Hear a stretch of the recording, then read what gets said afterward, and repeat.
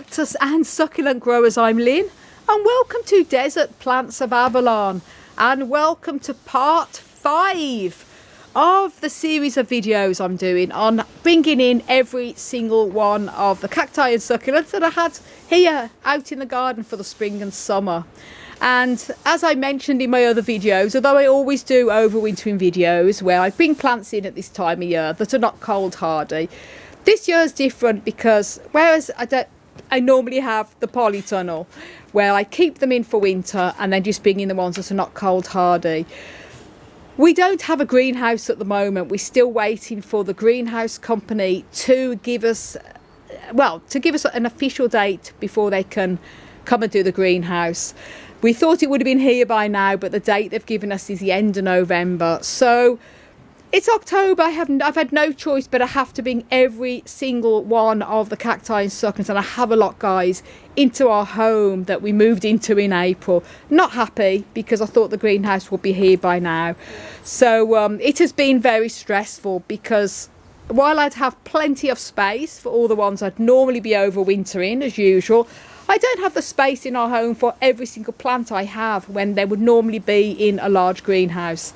So if you didn't see part 1, 2, 3 and 4, do go ahead and watch them parts. You will understand how this series is working. This is part 5 where we are left with, and this is the good news, guys, out of literally hundreds of plants, we just left with these here that were under the table that we've took in. We've got the opuntias on top, and a few have just been moving about here.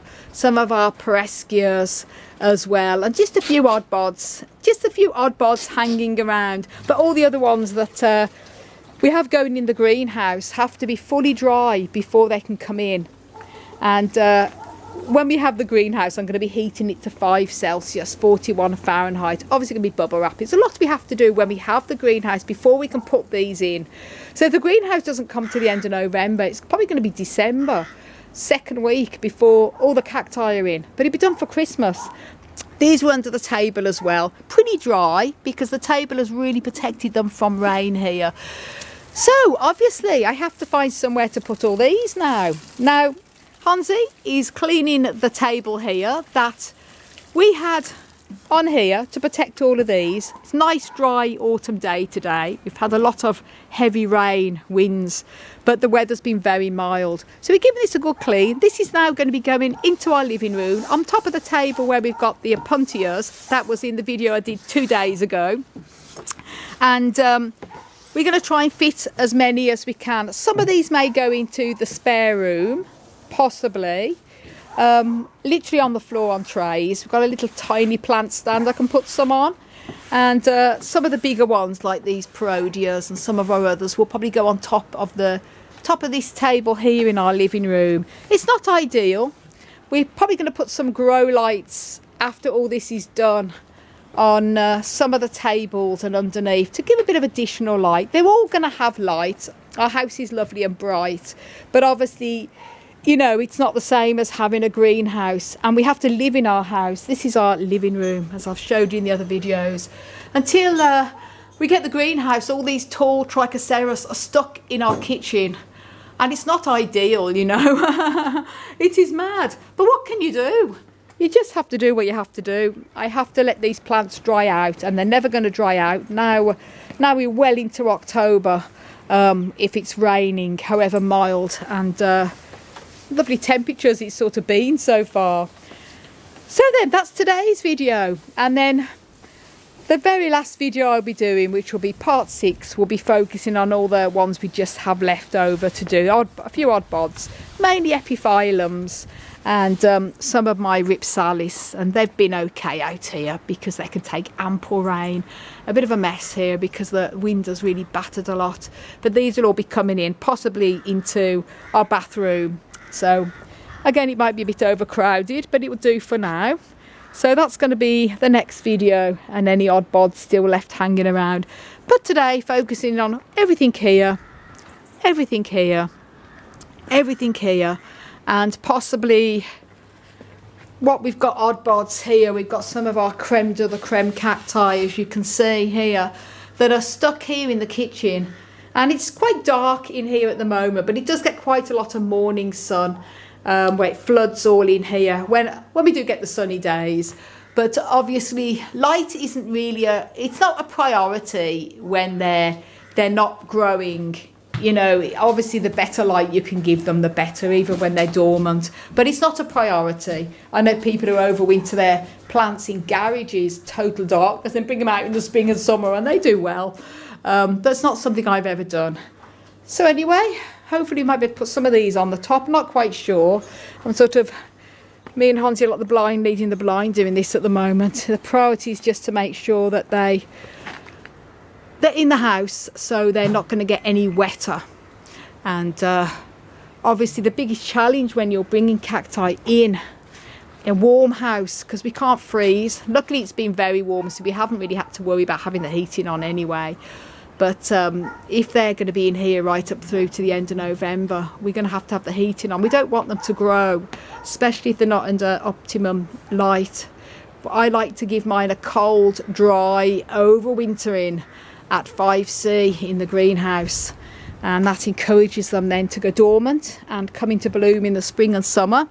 Obviously my euphorbias, such as these, are going to be overwintered anyway indoors. I always overwinter them indoors, and I've got quite a few of my obesas and things like that in my other room as well, my therapy room. So they're doing well, but these are going to be, find out where we can put them, probably go into on top of the tables and things like that for now. It's just been chaotic, guys, honestly. Stress. Anyway, try and keep upbeat. This is what I got to work with. And now I'm going to take them in, and I'm going to probably show you when I eventually find out where to put them. In the meantime, we'll put this table up now and start putting them on there. And this is the base where our greenhouse is going to go when it arrives. when it arrives. We've got some of our garden plants on here for now, just to put them out there. So we've got the garden free, because as you can see, there's a lot of dandelions, and we're going to completely renovate the garden and plant a lot of things up, which we can do now all the cacti are out. And also it means then that we're able to work in here while we're waiting for the greenhouse. It's going to keep us occupied, because we can't really do anything.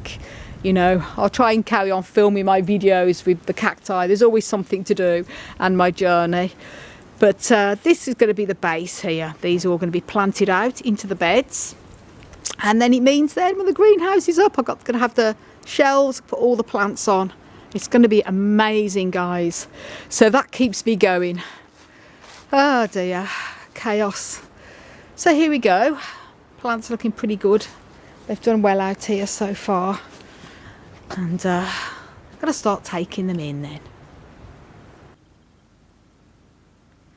Woohoo, guys! Well, I've managed to put all the extra ones that were outside on the patio away. And I've also put some more under here that I had in the kitchen, such as my large astrophytums there, another big chunky trichocereus, and a few other odd bods under here while there's a bit of space. And I've got a grow light underneath, and this is the Mars Hydro SPF 150. I've had this for absolutely years, and it's still running brilliantly, probably about 6 years. I did a review on my channel at the time, so I will link up above to a video all about this particular Mars Hydro model. But obviously this was a good few years ago I did that, so this particular model has been upgraded a lot since then. And Mars Hydro in particular, like the Spider Farmer grow lights, are definitely one of the best on the market. So if you want a really good grow light for your cacti, for growing them indoors or overwintering, then they are definitely the best I'd recommend. They're pricey, but they last years and they give full spectrum light. So a mixture of a few under here, some of my bigger euphorbias there, and my lovely euphorbia horrida under there, multi-headed echinopsis as well. This was one I did have in the kitchen, but as I say, I've put a few underneath. Some of my little leaf propagations there. And I'm going to take you up to the top. I've also got lots in the grow room as well, my little grow room upstairs. But I'll show you them after this. Now, I'm having to step up here. Apologies, because the video footage is probably going to be grainy now because, as I say, it is sort of getting dark and I'm filming on the top shelf where I can't put a grow light. But this is just to show you how I've put these plants here. So I've got one of my spiraluses, well, 2 my spiraluses here. The 2 echinopsis that I had out there. Also got a mixture of some ripsalis that were hanging around in the yard. My agaves, the smaller ones anyway, I've all got here on the top shelf because the bigger ones can definitely stay outside for a lot more, probably even right up until the forecast of very cold weather mixture. And I've got clyster cactus, winterii there. It's really difficult to film up here. I'm having to stand on a bit of a ladder, so it's crazy, guys. So a bit of a mixture of everything. And my Echinocereus gentries there. I've got them there. And one of my Perodia magnifica. And that's one I've had for a very long time, so I can't really get filmed too close to film it, I should say, because I'm really standing on a ladder right now on top of this table. Oh my golly, it's mad, guys. This is how it is with having to find somewhere to put the plants. Oh my golly. So, and I'm just going to step down because I did the other day with a video with all the opuntias that are all under here now, and they're sort of fine for now. Oh, now, oh, it is so tight. It's so tight for space. And the Perodia warsii here as well, that's sort of squeezed in there. So some more ripsalis. Oh my gosh, so it is a really crazy. So now I'm going to take you upstairs and show you where I've put the other ones. Now all the other ones I had out on the patio I have been able to put onto this little plant stand here. And I've got the Camaceras all on there. Couple of stapelias and Ariocarpus, just a few odd bods that were hanging around. Some more Camacereus camelobivia, and here some more Camacereus camelobivia varieties that were all outside. So they're there on there, and these are recent additions I got from my wonderful friend Danny Rose as well. Some beauties there. And I'll just take you up here again. Some more Camacereus here, and these also new beauties from the wonderful Danny Rose. Mammillarias, some Echinopsises, all recent additions, so these will be fine in here until the new greenhouse comes.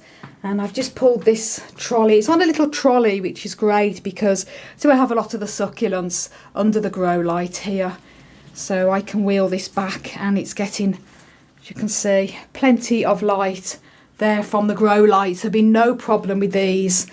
And I also have where I put all my others when I did the video the other day. So happy days, guys. That's them all put away. And although I've brought the Cereus cacti in now, I will do an update video probably in the next one or the next couple of videos where I show you where I've got all the Cereus in our kitchen. A bit of a little tour of that. It is mad, guys. So thank you for joining me on this crazy cactus journey. And hopefully it won't be too long now. It's the end of November when I get the greenhouse. And it's probably going to be the second week of December before I can even think about bringing the plants into there, because we have to prepare the greenhouse with bubble wrap and electricity, get it all wider. A lot we have to do first. But I'll be sharing it with you all on the journey. So we're going to get there. So guys, thank you for all your amazing comments and for following me and all your incredible support. Do leave a comment in the comments down below, even a heart or a smiley face, because every comment really helps the algorithm. And if I can't get back to you to reply to your comments straight away, do bear in mind I will, even if it does take me a week or two when I get a chance to sit down and catch up with everything. Follow me on Insta and Facebook at Desert Plants of Avalon. And I want to wish you all an absolutely fantastic, crazy, mentally mad cactus cactus powered Des.